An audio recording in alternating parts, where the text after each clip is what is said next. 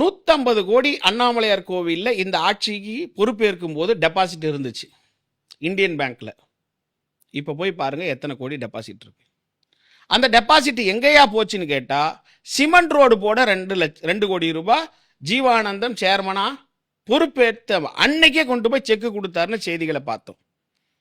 Cement road போடுறதுக்கும் கோவிலோடைய டெபாசிட்ல 2 கோடி கொடுக்கறதுக்கும் என்ன சம்பந்தம்? கோவிலில் இருக்கக்கூடிய பணம் பக்தர்களுக்கு தேவை.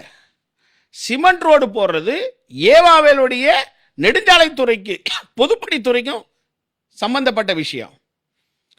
ஆனா அந்த ஏவாவேலு தன்னுடைய அதிகாரத்தினுக்குள்ள இருக்கிறவங்களைத்தான் அங்க ட்ரஸ்டிகளா அறங்காவலர்களா போட்டோன்றத நிரூபிக்கிறதுக்காக அண்ணாமலையார் கோயில் பணத்துல 2 கோடி ரூபாயை செக்கை வாங்கிக்கிட்டு தான் இந்த அந்த ஆளுங்களை அறங்காவலரா செயல்படவே விட்டான்றது தான் நிதர்சனமான உண்மை.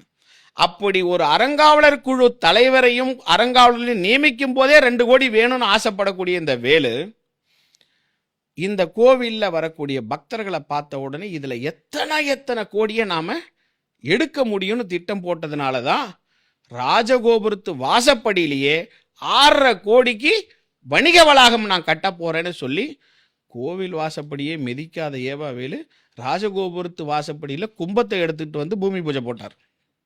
என்ன பண்ணுச்சு நீதி? நான் சீஃப் ஜஸ்டிஸ் அவங்க தலைமையில் மனு தாக்கல் செஞ்சிருந்தேன். ஜஸ்டிஸ் கங்காபூர்வாலா இந்த மனுவை எடுக்கும்போது ஜஸ்டிஸ் மகாதேவன் ஐயா இதுக்கு ஏற்கனவே தடை உத்தரவு வழங்கிட்டதாரு அப்படின்னு சொல்லி என்னுடைய வழக்கை முடிச்சு வச்சாங்க. ஆனாலும் எப்போ மகாதேவன் ஐயா சுப்ரீம் கோர்ட்டு போயிட்டாங்களோ இப்போ இந்த தடையை நீக்கணும்னு சொல்லி இந்த திமுக அரசாங்கம் முன்னெடுக்கும் பொழுதுதான் இந்த வழக்கு இப்போ சூடு பிடிக்க ஆரம்பிச்சிருக்கு.